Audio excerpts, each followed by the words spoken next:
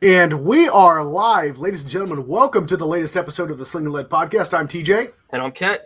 And ladies and gentlemen, do we have a special guest for you tonight? Command Sergeant Major retired, or pardon me, Sergeant Major retired, Mr. Chuck Pressburg of Pressburg Consulting. Chuck, welcome to the show. Hey, how are you guys doing tonight? We are doing fantastic. Thank you for coming on the show. Just as a quick reminder, May 28th and 29th, Pressburg Consulting will be hosted at Kent's Backyard Range up there in Pennsylvania. So if you want to find out more about that, head on over to greenmountaindefense.com/training. So, Kent, how have you been? Man, I'm going to have to stop doing this 3 jobs thing. I'm getting run down hard, dude. I took 2 days off, took a COVID test. No tango, el covido, apparently. That's Spanish for I don't have the death flu. But we're doing it up here, man. The boys are doing the training for me while I'm missing my privates and stuff like that. But gotta take a break sometimes, dude. Yeah, every now and then. How about you? Have the Russians hacked you yet? No, not yet. Either way, I'm operating on a MacBook, so their code doesn't affect me anyway. Right. One of the largest superpowers in the world can't figure out how to get into something that a kid in glasses can. I don't know, dude. Yeah, it is something about that whole .exe extension, that exe extension doesn't work on MacBooks. So I don't know what until ransomware starts coming out in a .dmg file, I think I'm safe. Bro, you're hurting my brain. I should probably quit talking because I'm giving them ideas at this point. But yeah, so. Chuck, for those that may not be familiar with you, if you don't mind, why don't you give the folks a bit of an introduction as to who you are? Yeah, I am a retired just under 27-year active duty Army guy. Got out 5 years ago and started a training company, Pressburg Consulting, and just been semi-retired and going around the country and teaching class, trying to pay it forward to the next generation of gun handler. So, my came from a cop family. My dad was a trooper. Both of my little brothers are cops, and thought that's what I was going to do. Didn't want to go to college. My dad's was a state level law enforcement, so they had either a military or collegiate requirement in order to meet the minimum stuff to be a trooper. So I joined the Army and was gonna check the block, do a career in the Army, and then get out and be a cop like my dad.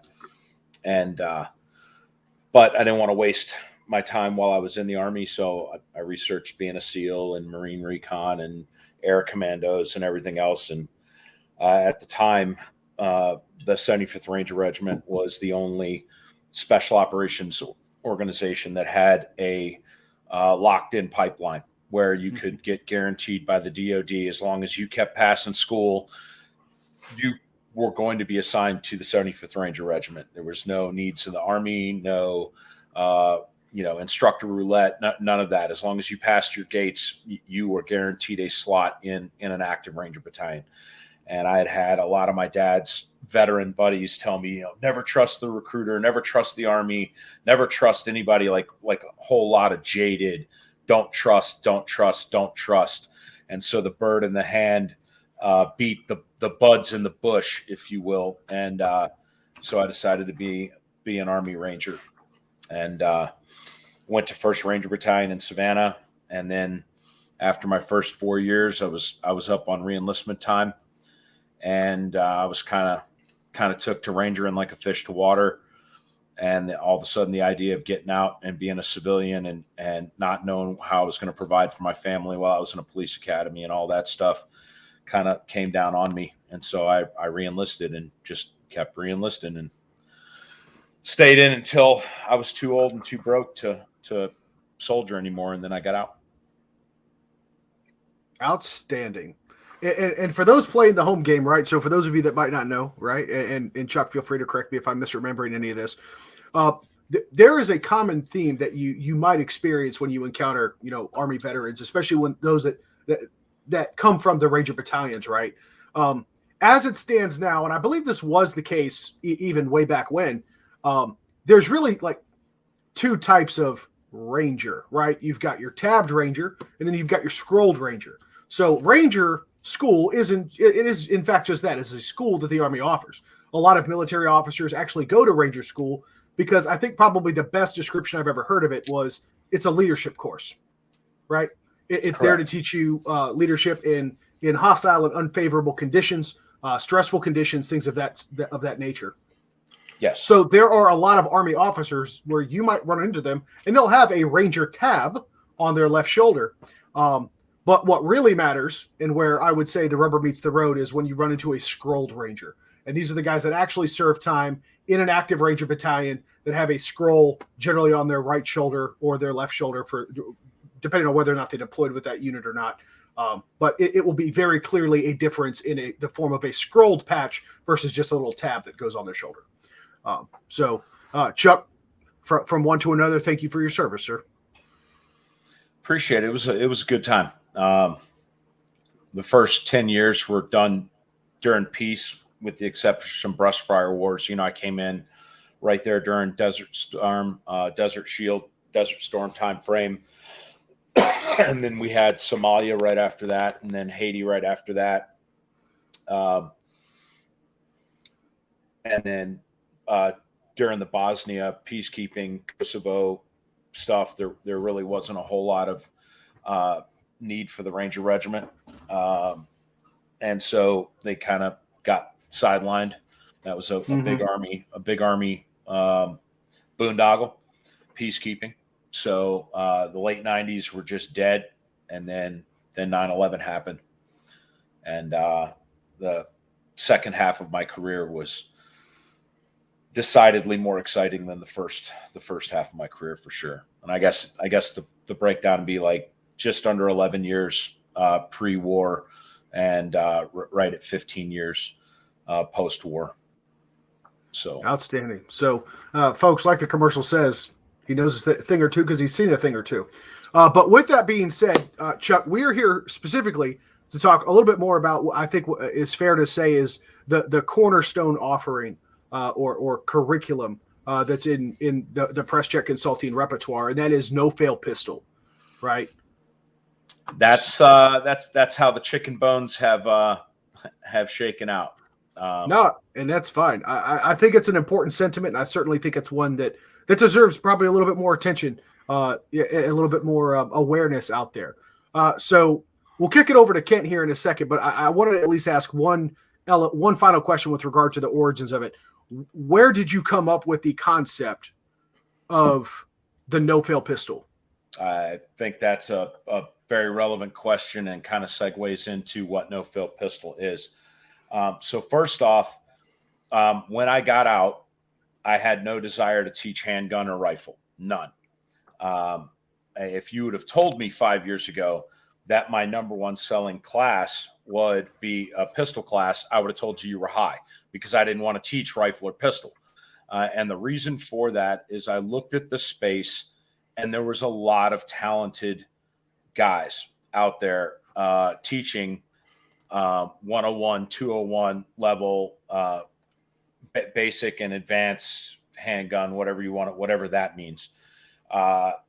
Basically, your gun handling, your shooting mechanics, and your mile wide and about 1.5 inches deep POI that covers everything from malfunction clearance to the draw to reloads, shooting on the move, shooting multiple targets.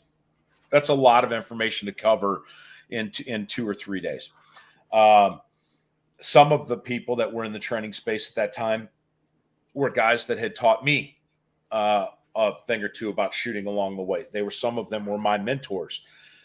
And so these guys had 6-10 years out teaching civilians at police, teaching open enrollment classes. I'd only attended about less than 5 open enrollment classes total from 2 instructors before I got out. So I couldn't even tell you from a conduct standpoint, like what a POI kind of would look like for that environment. I was still very relevant on the tactics side, and I have a heavy night vision experience focus, both from an employment standpoint and then also from a acquisition standpoint. I worked several assignments during my career in science and technology research and development. I was a force modernization NCO for one of the Ranger battalions, so I was responsible for all new equipment fieldings that came in and sending requirements up to regiment for validation. So when we had a capability gap, we don't have a plate carrier and we need plate carriers, those types of requirements were captured by me at the Ranger battalion level, articulated and sent up to higher headquarters for funding and execution.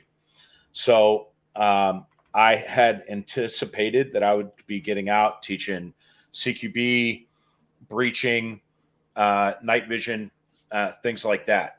So that's what I was doing.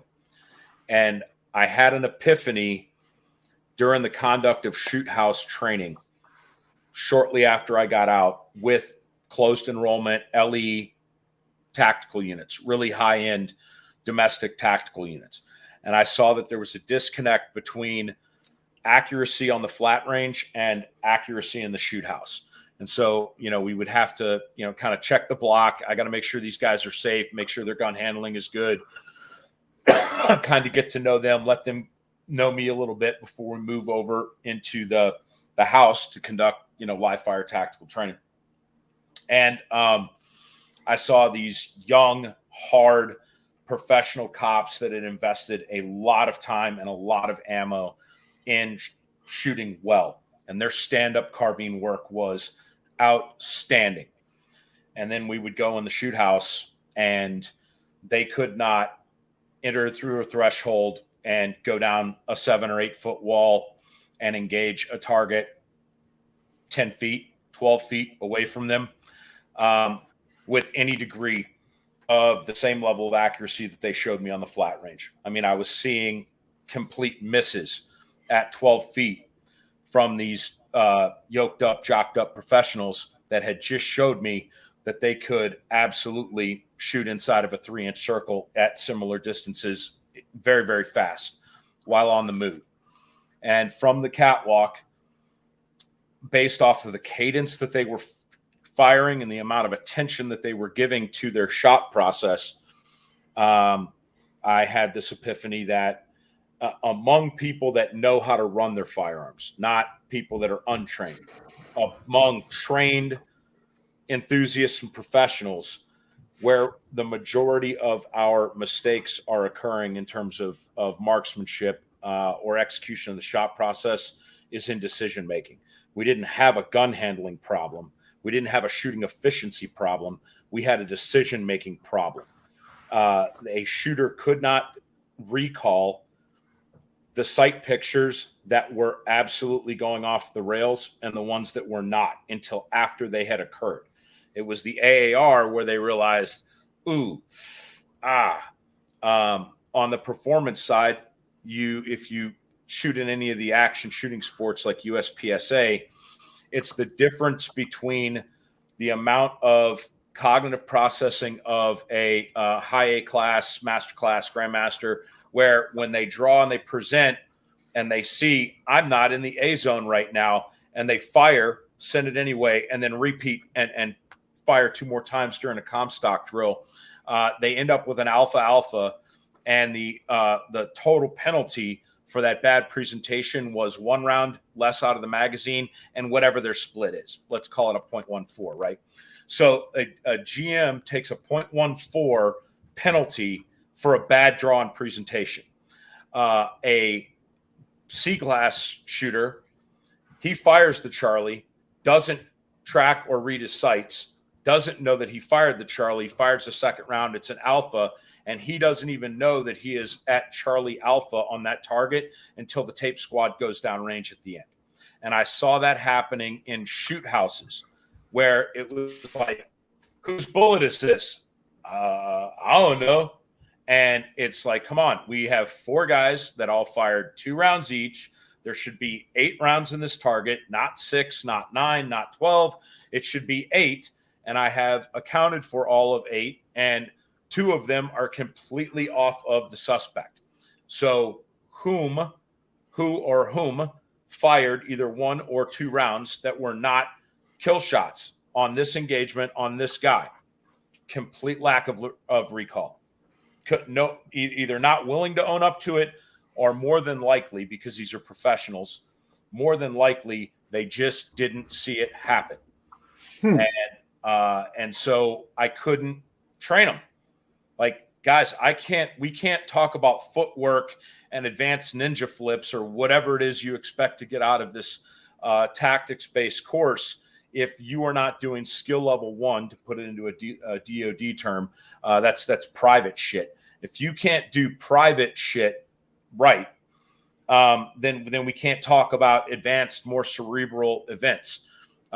If you are going to run your marksmanship in the background, if it is going to be a subroutine, then it has to be at a level that you're delivering in subconscious competence. And so I created No Fail Pistol not to teach a technique or mechanic. Move your hand here, do this, reload this way. I'm not teaching techniques that are going to improve your gun handling or improve your efficiency. There are other talented high-end human performers that do that. I am putting you in the press check battle laboratory, which is that flat range, and I am putting you through a series of drills to get you to see on your own what shots you're going to miss before you fire them. And so it is absolutely about shot accountability. And we can argue how much that is necessary and how much it's not necessary. I would say if you got into an officer-involved shooting and you fired a total of 13 rounds or whatever, these are arbitrary numbers. 12 out of those 13 rounds could be very low consequence, meaning if you miss the suspect on that shot, it does not have a catastrophic effect. Suspect's in front of a brick wall. So if you missed them, the only thing that you missed was one round that you no longer have, and inability to incapacitate the suspect sooner. But one of those 13 shots, whether it be due to background or the exigency that you need to neutralize that threat, one of those shots is one that if you miss, it will have life-changing, catastrophic consequences for your life. And so I'm focusing an entire POI on that shot. And the other 12 shots you get from other instructors. I am laser focused, a meter wide and a mile deep, on identifying a high consequence shot for what it is, and then identifying when the gun is ready to fire, and only launching the pill when you know that you can make it. So it's not letting shots happen, it's making shots happen in real time. And there's almost always a time penalty for that level of conscious competence. Anytime you see and think and decide, it is all measurable on a pro timer. And so you only see, think, change your mind, see some more, decide again. You only do that when the consequences, if you don't, are really, really bad. Otherwise, you're just wasting time in the gunfight. So that is what No Fail is about. It's 2 days of shooting drills that are essentially simulated OISs, where the consequences of a miss are high. And then seeing, do you have the ability to throttle in your ego? Do you have the ability to process when the gun is ready to fire and increase your hit probabilities?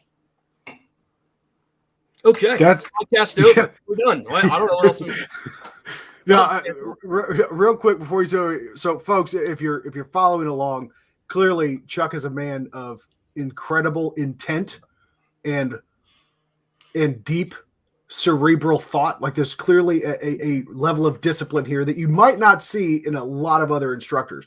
I will tell you this: while he doesn't post a lot on his own channel, if you check out some of his other videos on YouTube, the amount of detail and knowledge that Chuck puts into, or that he clearly just demonstrated for all of you, right? He puts into a lot of his other content. Some of his videos on communications, night vision, all that other stuff is absolutely amazing. So I certainly, I'm going to take this opportunity to plug Chuck's own channel and send you over there to get some more of that goodness. Because damn, I feel like I just got a master's degree in this shit right now. Thank you, Chuck.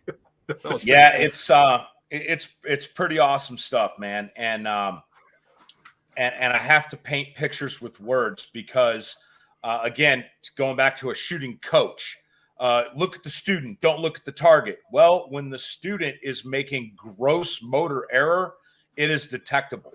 If I stood next to you and stared at you, your gun, whatever, and you fired a 9 ring at 25 yards or you fired an X ring at 25 yards, those two shots are visually not perceptible from one another. I can't look at you and tell you what you did wrong. I have to look at your target like it's a Rorschach test and ask questions of you. Hey, Chuck, why is this bullet over here? I'll play your silly games. Why is that bullet over there? What did you see when the gun went bang? Because until we get the matrix and I can spike you in the back of the skull and watch your gun camera footage in real time, all I can do is use my experience and drag questions, give you questions and drag the information out of you. For example, control pair. Let's say we're shooting at a bullseye. Could be a 3x5 card. Who cares? You fire 2 and one of them goes high. There's more than one way that bullet got up there. It could have been the first shot you fired, and you could have been getting on the trigger a little fast, and the gun broke early before your aiming reticle, front sight, post, or dot, actually got into the target. Shot broke early. That is one way.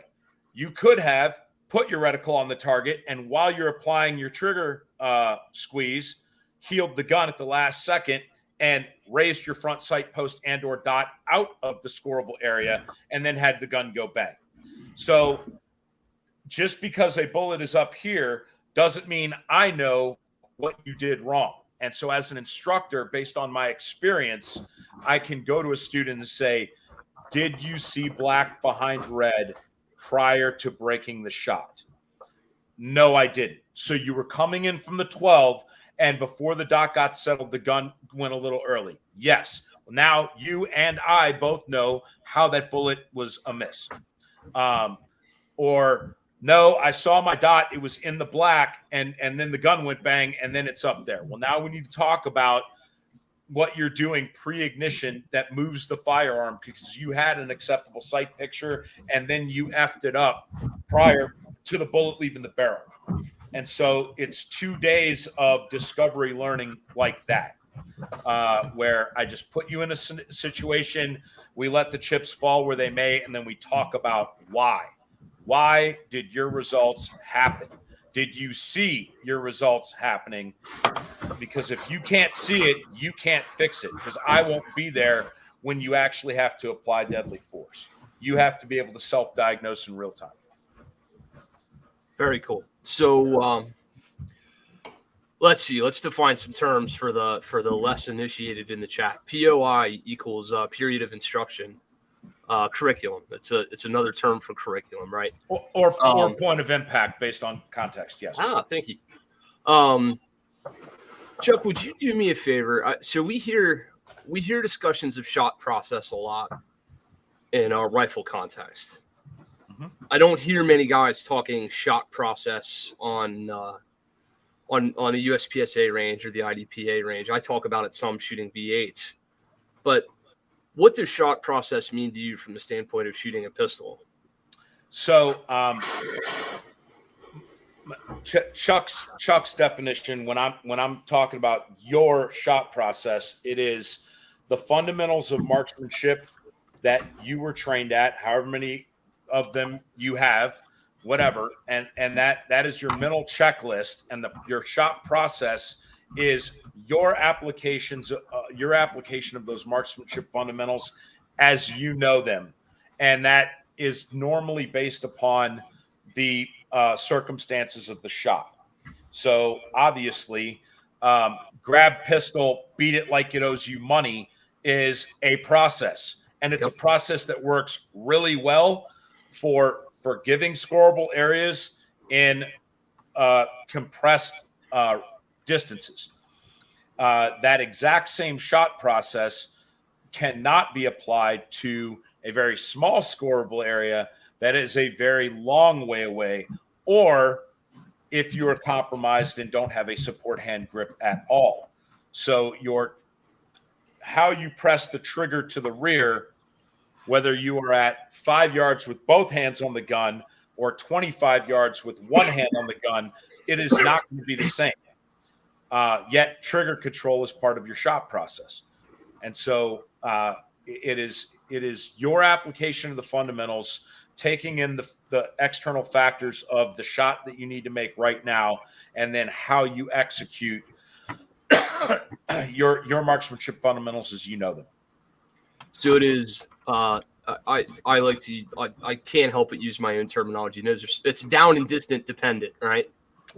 Make it a sports ball analogy. The same quarterback throw to the back left corner of the end zone is not nearly the same as a shuffle pass. Correct. Wherever Rodney White is in the chat right now, he's fucking losing it at me for that. These guys hate sports ball analogies. So one of the things that you're famous for is your no-fail drill. Can you take us through the no-fail drill and where it is that still? I was given to understand at one point that you had some sort of a prereq in class, like you made guys shoot no-fail before they could even finish class. Was that accurate ever? No, actually, I have never shot the no-fail shot drill in my course, and I actually get some negative course feedback on, hey man, that's such a great drill, and I went to your class and we didn't even shoot it. What's wrong with you? Okay. It's your signature thing. And I'm like, no, it's a thing. It's a thing that I threw out there on the internet, but it feeds into no fail, and that is the ability. If you know you can't miss, are you willing to give yourself enough time to not miss?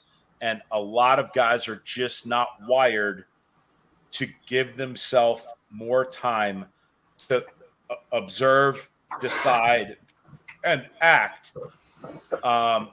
because it is so inefficient. And we are always trying to be more efficient in everything that we're doing. And standing there and staring at your sight picture and deciding whether it's good enough is nowhere in efficient. And so you've got to learn how to compress that into a reasonable amount of time. So the no-fail shot drill is a 3.5 second part time, which is a long time. And it was done by design. When I was beta testing it, I sent it out to a couple other instructors, and they were like, 3.5, way too slow. I'm going to smoke your drill. Your drill's dumb. Passed it yet? Shut up. Have you passed it yet? Shut up. And so, yeah, you can shoot 8 out of 10 in sub 1.5 seconds if you want. But this drill is about 100% accuracy is the only standard that is going to end up ruining your life. We're talking about true low percentage shots. We're talking about if it goes in the 8 ring is a hostage's head. If it's your daughter, it's your wife, it's your partner. And if you miss, you're going to split somebody else's wig. And the consequences of that are going to ruin your life. Can you see that shot is that? And then can you take the time you need, but use every millisecond of the time that you're taking? And So it's a one-shot draw from 25 yards into the black of a B8 replacement center. And you've got to do that drill 10 times in a row in order to pass. So 100% rounds in the black from 25 yards on the draw, and you're given a 3.5 second par on each one of those. To further reinforce that it's never okay to miss on a low percentage shot, I give you a mulligan because you might have snagged on your cover garment. You might have completely missed retention on your holster. You might have blown something on the gun handling portion of the drill. You might have punched the gun out and your finger's still extended down the side of the frame and hasn't even gotten into the trigger to start working any type of pre-travel or trigger prep. Can you identify the gun is not ready to fire yet, and then take the time you need to make the gun fire? So you're allowed to blow that 3.5 second par on one of those 10 shots rather than rush it and miss. So if you break one of those shots in 4.1, but you end the drill with all the rest of them at sub 3.5 and all 10 shots are in the black, then you still pass the drill. And it's one of those situations where if 4.1 seconds was too long, if you would have died, well, I guess you're going to die. Because there are things in life that are worse than death. For law enforcement officers, there's a priority of life involved. If you missed that, you just transferred the priority of life and put yourself above the citizen or the hostage to be rescued. If you stand there and potentially take one in the soft armor to not miss and then thread the needle, break the shot clean, and neutralize the suspect, you have proven in deed, not only in word, but in deed, that in fact the life of citizens are above the life of the sworn peace officer in the priority of life. And so the drill is designed to reinforce those concepts to people that carry guns for a living, that even though they have this method of deadly physical force, they are not going to use it in a manner that the outcome is going to be unknown to them and the consequences are going to be unknown to them. Very cool. So thanks for clearing that up. So far we've talked a lot about professional gun carry and gun use. We haven't talked much about the everyday Joe and Jane citizen. Are your standards of competency any different for that person? For an average Joe or Jane?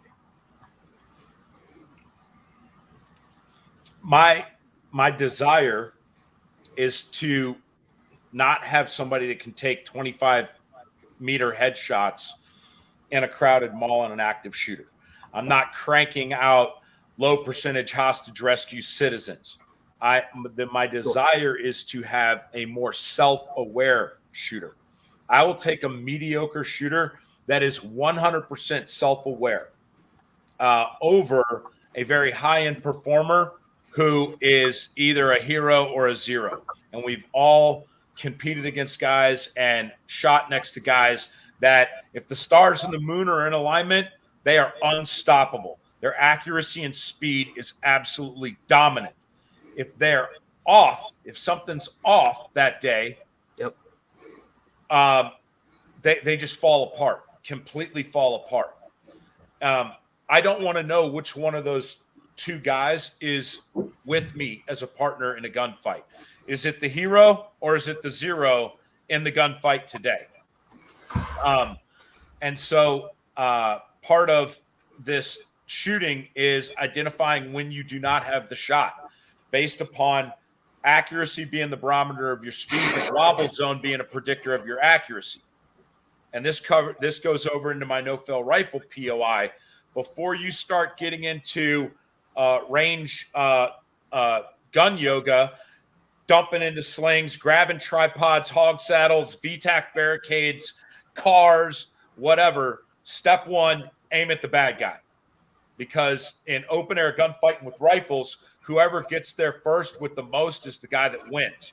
And so if you have the capability to snap a rifle up at 100 and hit a dude in the A zone in a second at 100 meters without taking a knee, without bracing on a VTAC, whatever, your wobble zone is the red dot leaving the bad guy. No, send it. But that's not the range theatrics. That's not the gun yoga that we were taught to stabilize. You only need to stabilize if you can't hold the sights on the target. So if the sights never leave the target, as long as you don't do something crazy and disturb the weapon, which is less likely with a rifle than it is with a pistol, then send it.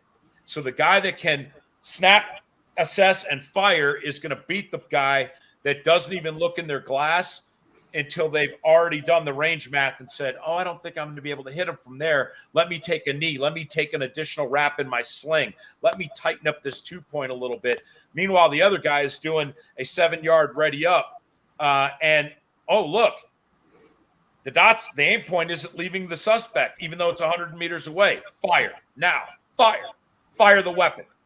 And so you're going to end up with a guy that's going to get a 1.1 or a 1.2 second hit on somebody at 100 meters with a rifle, while the other guy is not as confident, and they're dropping into a knee, or they're dropping into a sling supported position, or something else that takes longer to get into and longer to get out of. So it's that self-awareness and the ability to take your gun, sight it in on somebody, and say, I don't have that. And if that is a food court in a mall and the backstop is dirty and you have a dot on your EDC gun, and the dot on your EDC gun is actually leaving the active shooter, and it's pointing at the glass and buffet and hair nets of people working inside of the burrito place or whatever, then that might not be a shot that you could take. And so I would like to have graduates that have the maturity, the shooting maturity, to get into a sight picture and be like, nope, no way. There is no way I'm going to fire this weapon right now. The backstop is way too dirty. The outcome is way too unknown to me, and I would rather take a bullet right now than get this shot wrong. And so the mean level of marksmanship is not as important to me as one's ability to see the shots for what they are, and work on only taking the shots they can get away with if the consequences are there. Yeah, I actually witnessed some. Excuse me. You guys are both coughing. Now I'm coughing. It's internet virus. Anyway.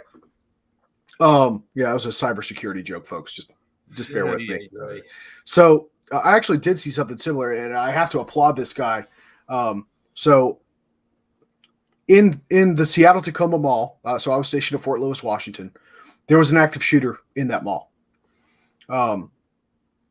One of the guys that works in the mall, he's named David, very well known among a lot of soldiers. Because Chuck, as I'm sure you know, one thing that Joe has a lot of is knives, right? So this guy happened to run and manage the knife store in the Seattle Tacoma Mall. Had his concealed carry on him, approached the active shooter who was armed with an AK-47 at the time, drew down on him no sooner did he draw down on this guy than a woman and her children were behind the shooter, and he held off on making that shot because he was afraid of overpenetration potentially hitting, the woman and her children. And he ended up taking her out of the chest and ended up paralyzed from the waist down. Right. But it's that type of restraint and that type of, I believe the term you used, Chuck, was cognitive awareness, right? That he knew that was a bad shot for him to make. Right. Yeah. And it kind of sucks. Because a broken watch is right twice a day. And, and good guys make mistakes all the time. And the amount of time that it takes for you to take your eye off the ball and have a really, really negative outcome, it's milliseconds. And so that's a scary, it's a scary thing. Well, But it goes into the phrase that we utter quite a bit. The bad guys have to be right once. We have to be right as good guys 100% of the time. yes, unless we're just leaving things to chance. So, Of course. in the military, they when they're doing multidiscipline fire support, they have a process called airspace deconfliction. So if you are hitting an enemy stronghold and you have attack helicopters and they're coming in and hitting all the bunkers and fighting positions of your enemy to soften them up, and then as they're rolling out, you've got mortars and artillery coming in to cover the withdrawal of the helicopters so that they don't get hit by enemy surface-to-air missiles. You have to make sure that that orchestra, that symphony, is synchronized, because whether you like it or not, it is actually possible to send a mortar round into the rotor blades of an attack helicopter. Mm-hmm. And so when we go to war games in the Department of Defense, the National Training Center, the Joint Readiness Training Center, whatever, and then the chaos of simulated combat happens, the umpires, the detracted game scorekeeper guys that are there to mentor and document what happened, when they see a fire support officer fail to do deconfliction and authorize artillery or mortars to be fired before he's confirmed that the attack helicopters are off station, in the AAR comments, he'll write down, fire support officer used the big sky, little bullet method of airspace deconfliction. What he's saying is the chances of you actually hitting a helicopter with a mortar are very, very low. The consequences are very, very high, though, and that's why they bring it up in the after actions review. If you keep doing that on a long enough timeline, you're going to clip a helicopter. You might be able to get away with it once in an emergency, but it can't be your default. You have to build up a process in your TOC where you're making sure that the attack helicopters are off station prior to firing your with high consequence, low consequence, dirty backstop, unknown backstop, et cetera, et cetera. If we take some of the law enforcement and shooting statistics that are out there on the internet, if we just take them at face value, let's for the sake of this argument assume that the 17% hit ratio for domestic law enforcement is an accurate number. It's not a fake number, okay? It doesn't have to be 17. It could be 38, whatever. It is less than 50%. So that means in every OIS, more than half the bullets that are fired by officers are not contained in the suspect that they had met the objective reasonableness Graham standard. So where did those bullets go? We don't have a trail of dead bodies behind law enforcement. We have some. And when they happen, they're very high profile. We've got the active shooter situation where they stole the delivery truck and got stuck in the traffic jam in Florida, where citizens died in their automobiles from shoot-throughs from the tens and tens and tens of rounds of law enforcement ammo that were fired in that contact. We still have not seen the results of any of those investigations publicly out on the internet. But then we have ones that are more high profile and are more black and white, like the active shooter that was, or the Los Angeles guy wasn't an active shooter. The guy that was running around beating on everybody and got shot by the community resource officer with the patrol carbine. And that resulted in still waiting on ballistics to come back, either a shoot through or a complete miss that ricocheted off the floor and killed a little girl trying on dresses for her quinceañera in a dressing room. So for all of these bullets that are sprinkled out into the community by both bad guys and good guys all the time nationally, we have these very few high-profile instances that show the consequence of that. Most of the time when guys are screwing up, they're getting away with it. and that is feeding into a collective urge to outrun our headlights. I believe, and a failure in culture in the first place, because nobody's nobody's being held accountable for the failures. And I mean, you won't find law enforcement bashing here on this channel, but at the same time, you'd want better if you could have it. And then you look at shots fired in civilian uses of force, and you see, interestingly, you see higher hit ratios, but most of that has to do with the nature of physical property crimes that civilian, people are trying to touch people. I need that purse, I need that vehicle, I need that item off of your body. Not that you can't miss in that environment, but it's interesting. So let's talk for just a minute about the student who's coming to No Fail Pistol. Who's the right guy or girl for this class in the first place?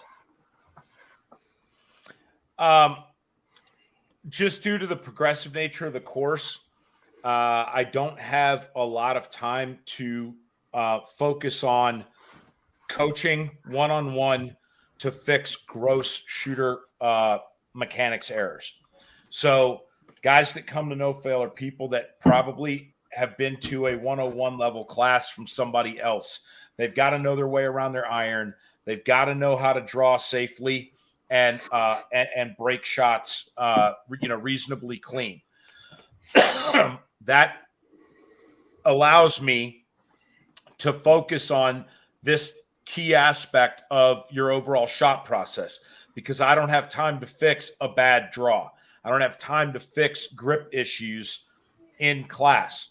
And I'm going to continue to work with guys that are struggling so that they can have that light bulb moment during the course. And that light bulb moment might not happen until the second day in the afternoon.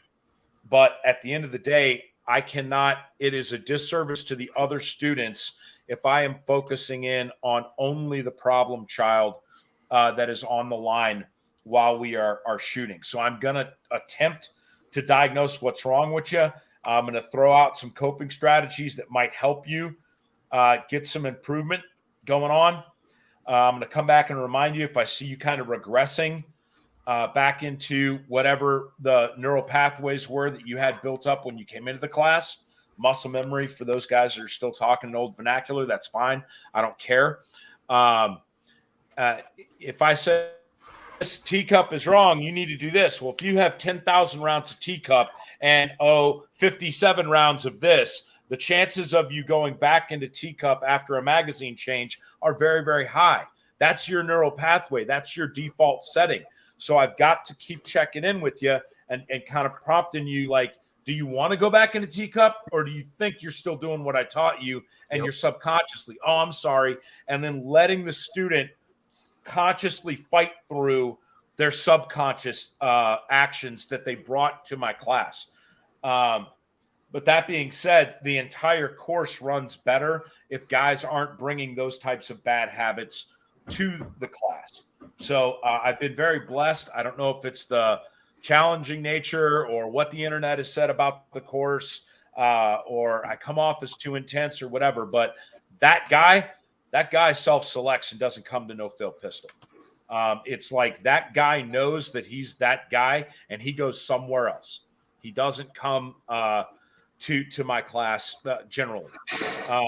So my students are safe and they're treated like adults while they're while they're on the range. So if you wanted to diagnose your own marksmanship to see kind of where you are, whatever, I would say if you could shoot, I used to say 90 or above, but I've seen guys show up to No Fail Pistol that their first freestyle 25-yard bull was about a 60, 65. And they got up in the high 80s by day 2.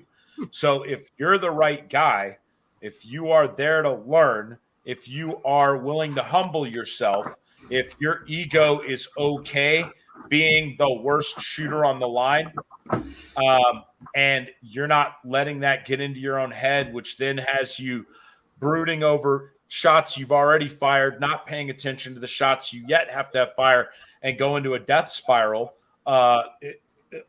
culminating in unsafe, then that's fine. It is the desire to learn and the commitment to staying engaged through long hours. My POI is a 20-hour class. We start at 8 a.m. and we take less than 45 minutes for lunch. It's consumed on site. There's no time to run to a Blimpies or go get a Subway. You show up at 8 a.m. Ready to go, and you're released about 6 p.m. at night, both days. So it's a full 20 hours on the range, and anywhere from 800 to 1,200 rounds, depending on how you load your mags. So very cool. I'm looking forward to it. Yeah, pack a lunch. Yeah, pack a lunch. We might do the typical GMD thing and throw a little food out on the line so guys don't have to struggle and run around. We try to be really kick-ass hosts around here, so maybe we'll feed dudes if they're nice. If they're not nice, well. So let's see. Last question for you, mainly because it's one of my favorite. I'm gonna call it, I don't know, pearls of wisdom that I've heard you expound on the internet. I remember if it was on Baraka's or Matt's podcast, but you something to the effect of a gunfight is open class or something like that. Can you touch for a little bit on the GMD Young Green Mountain Defense, my company? I'm not as famous as Chuck or even for that matter. I'm here too. Jedi likes to tell me that I build race cars and he teaches them to drive, something to that effect. So where the hell were we? Oh, competitive shooting and its value to the professional or the civilian gun handler. Can you touch on that a little bit? Yeah, 100%.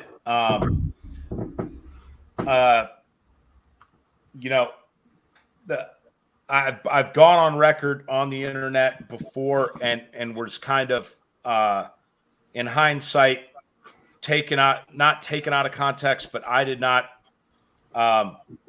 put my thoughts forward in a cogent manner as well as I would have liked.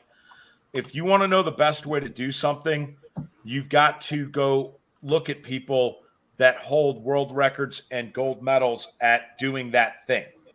And so when it comes to utilization of your firearm in the most efficient manner that you absolutely can run it, that subject matter expertise resides on the competitive side of the house. If you want to know what the most efficient magazine change is, you got to go talk to somebody that's won nationals, man, in single stack. If you want to learn, whatever, you've got to go talk to somebody that has won in the most efficient manner their discipline.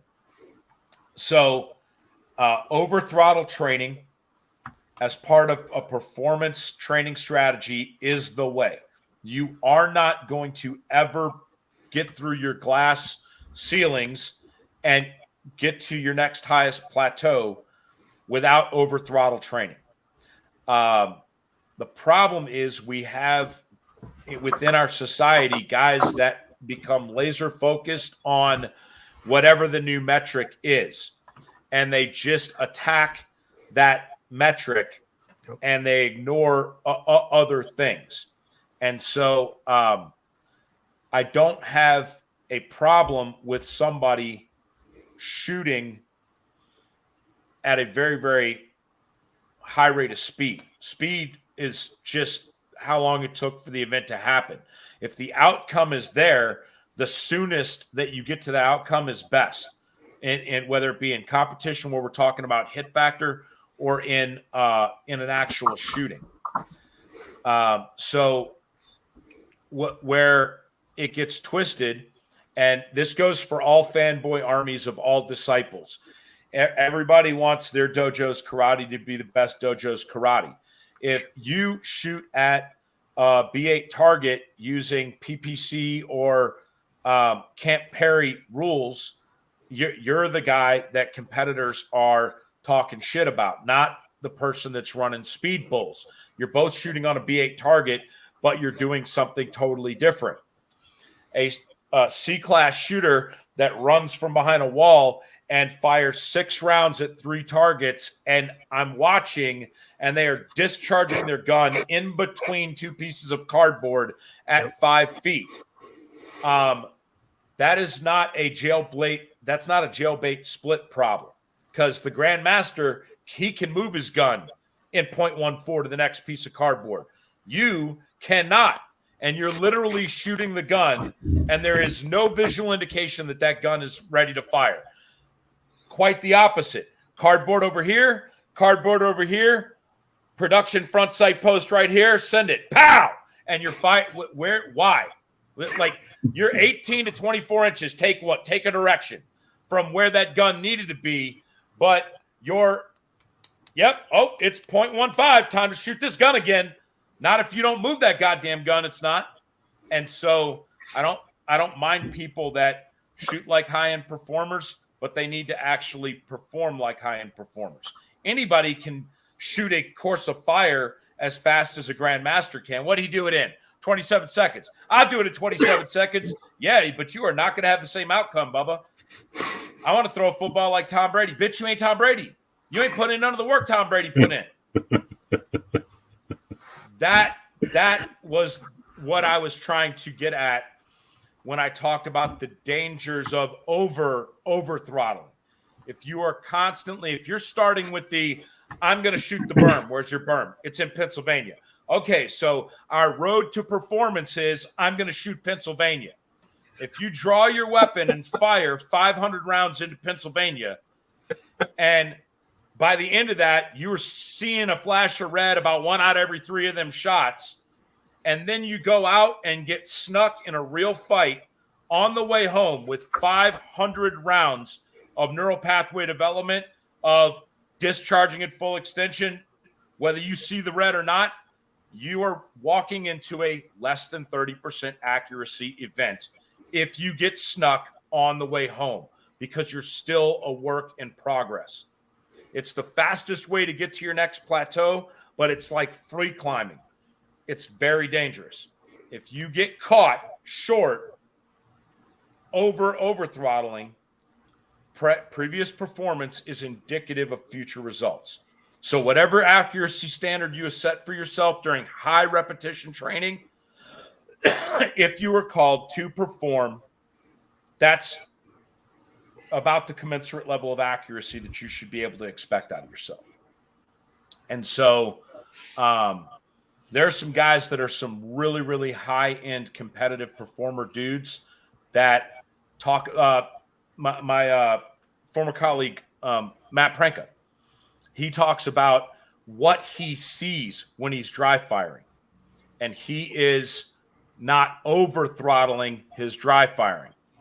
And guess what? That technique might take him longer to get where he's going, but it's a much more controlled journey that he is on.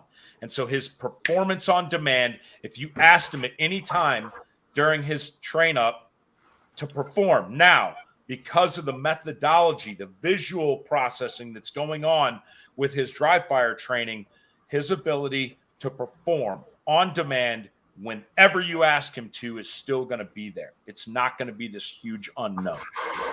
So you need to compete. I like the self-induced stress of it.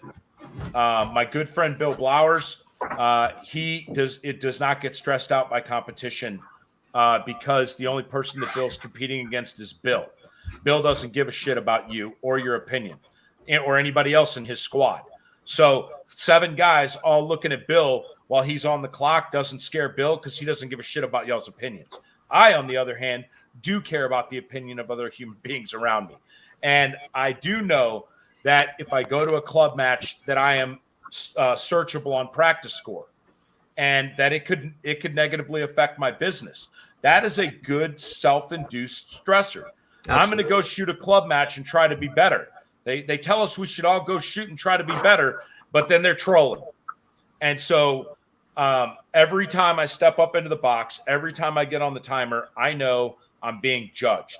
And that judgment is a tremendous stressor. And that is how I get some of the stress inoculation that I've lost since I retired, because there's not the explosion and the dark and scary and all the other stuff that used to happen when I was an active duty guy getting stress inoculated. I use competition as a stress inoculation. Hit the Saturday club match when I can, Very, very cool. So, man, I'll tell you what, an hour has flown by. You've been a phenomenal guest. Thank you so much for being so giving of your time and your info. If first of all, so Steve Darr wants to know if we can have a "Bitch You're Not Tom Brady" T-shirt for the podcast. So that's pretty cool. So let me ask you just a couple, like, wrap them up, close them up kind of questions. The first one that matters the most: is there anything that you were hoping to get out tonight? Anything that you bullet points or anything that is really important to you to get on one of these things that somehow we didn't ask? Guys, I do a really poor job of self-promotion. My students that have been to No Fail are the only reasons that I'm successful, because they got some value out of the course and they kind of virally spread that word around.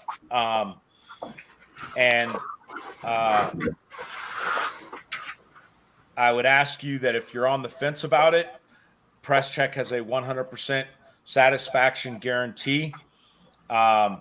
This past weekend, I caught a seasonal flu or something else, and I was running a 103 fever. Not only did I return the students' course fees, but any other costs incurred. If they bought a plane ticket that was non-refundable, it's only transferable, and that transfer fee is $200, I'm paying that student $200 so that they can fly that plane ticket to go to Jedi's class next month instead, or whatever. If you come to my class and shoot every round of the POI and you get done and you're like, man, what I really needed was a performance coach, not a shooting diagnostics course. And so I don't think I got what I wanted out of this course. I'll refund your money at the end of the course. And I've gotten 2 negative reviews from the No Fail Pistol class out of all the ones that I've done. And I refunded both of those students their money after the course was over, after they did 20 hours of shooting with me, because I can't give you the 1,000 rounds back. So I figure that's a wash. If they got 2 days on the range and all they had to pay for it was their own ammo and then travel expenses, but I'm not going to charge them for instruction that they didn't feel provided true value. So there's very, very low risk to coming to No Fail. And even if you don't learn a dang thing in 2 days, you're still going to get 2 days to validate and run reps and do whatever you want while you're out there amongst your peers, and you might like it.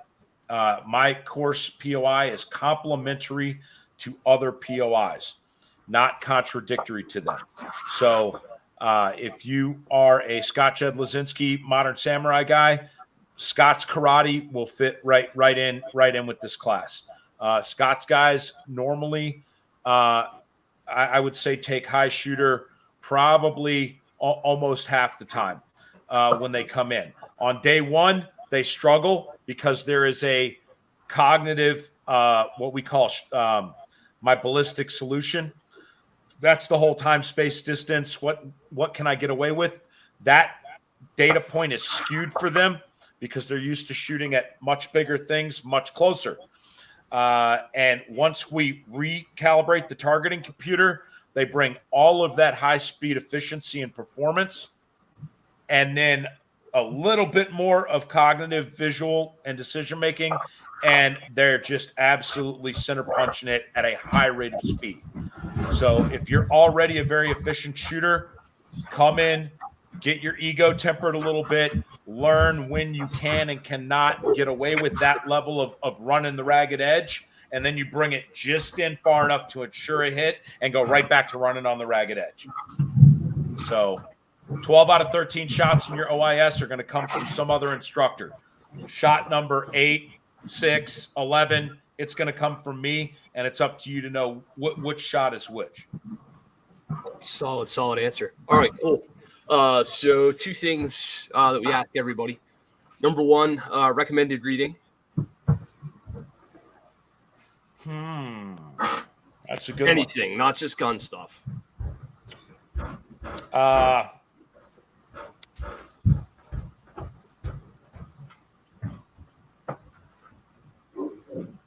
The Constitution of the United States of America.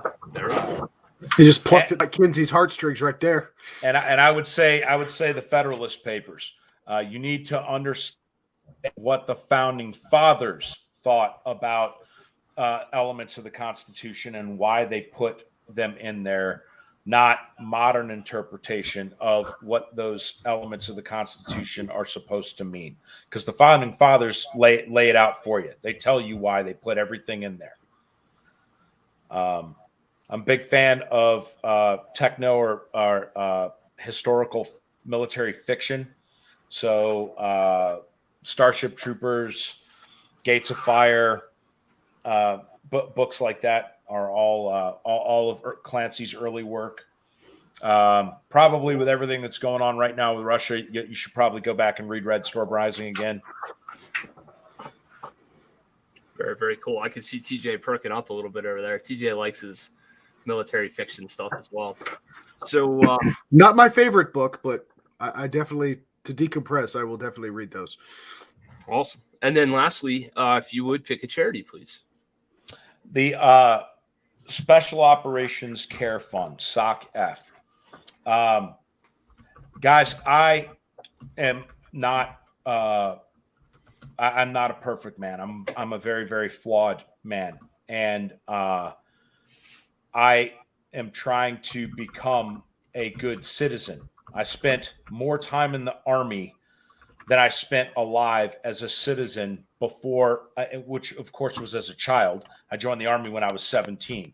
I retired and I did not know how to be a civilian and be a good and moral person in society.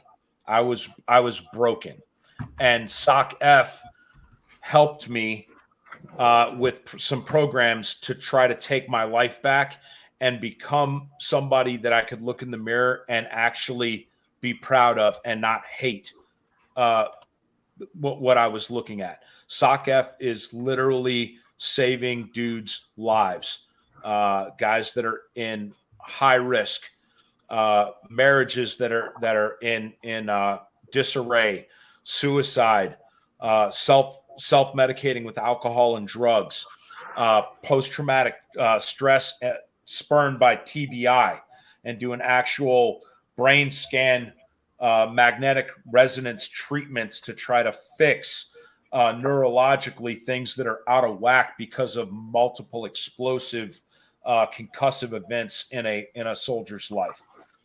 So absolutely, SOC-F is the charity that I support the most. Very cool. So the proceeds of tonight's "Bitch You Ain't Tom Brady" T-shirt will be going to SOC-F. So that's a thing that we TJ and I have been so far able to give to all kinds of different cool charities through this. That's really cool. Thanks, man. Hey, yeah, Mr. Chang, favorite sandwich? I'll take anything that's panini. The only thing better than a sandwich is a sandwich that's melted, got some good cheese and some layers in there. Just smash the shit out of it and hit it hard and grill it. Nice. So leave it to Young to come in here and ask some really relevant questions. I like it. So Ben, I have a feeling we could do about 11 hours of this, but we're at East Coast time over here, so it's a little crazy on that end. You are, of course, invited back anytime you want, without hesitation. I look forward to having you here in person. The invitation's open. My home, my family, whatever. This is my place. I can't wait to show it to you. And other than that, thanks so much for being on the show. Thank you for your input, your wisdom, and for being willing to give this much of your time.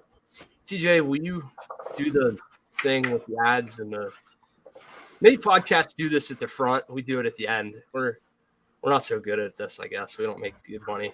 Yeah, speak for yourself. I'm a fucking wizard when it comes to this shit. You're so like the Joe Rogan, Jamie, but with guns. Yeah, kind of, sort of. Kind of, sort of. At least I hold myself in a very high regard. So with that, folks, that's all the time we have for this week. Thank you for tuning in for the live show. As always, if you missed the live show, you can always check us out on your favorite podcast streamer, Stitcher, Spreaker, Spotify, Apple Podcasts, you name it. We're probably there for this and many other great podcasts that we've had with fantastic instructors and trainers from around the gun industry. You know where to find us. Of course, we always appreciate the lively chat. Please be sure to tell your friends, help us gain some more traction and traffic to our channel and this podcast as a whole. We love contributing to the community and giving back to you with otherwise fabulous content. If by chance you missed a live show or you don't have a podcast player or anything like that and you've been living under a rock for the last decade, Facebook's been around at least that long, and you can find us there. Sling'N Led Podcast on Facebook. You can also email your questions and comments to slingandledpodcast@gmail.com. Folks, while we do provide you with hours and hours of free content, we couldn't keep doing what we do without your support for the rest of the gun industry. So if you head on over to greenmountaindefense.com/affiliate-links, right down there in the bottom of the screen, you can support the channel by purchasing the gun stuff that you're going to buy anyway. So head on over and support not only some fantastic affiliate programs, but also the podcast that Kent and I provide to you. With that being said, of course, if you're going to carry a gun, you should carry medical. And even if you don't carry a gun, damn it, you should carry medical. Head on over to darkangelmedical.com. Code BRAVO15, BB15 will get you 15% off at checkout. We get no kickbacks from Kerry Davis over at Dark Angel Medical, but if you could throw him a note in your order saying that the Sling'N Led podcast sent you so Kerry knows we're showing him some love, we would greatly appreciate it. But that's, again, all the time we have for this week. Until we see each other again, God bless you all. Take care of each other. Get out and shoot.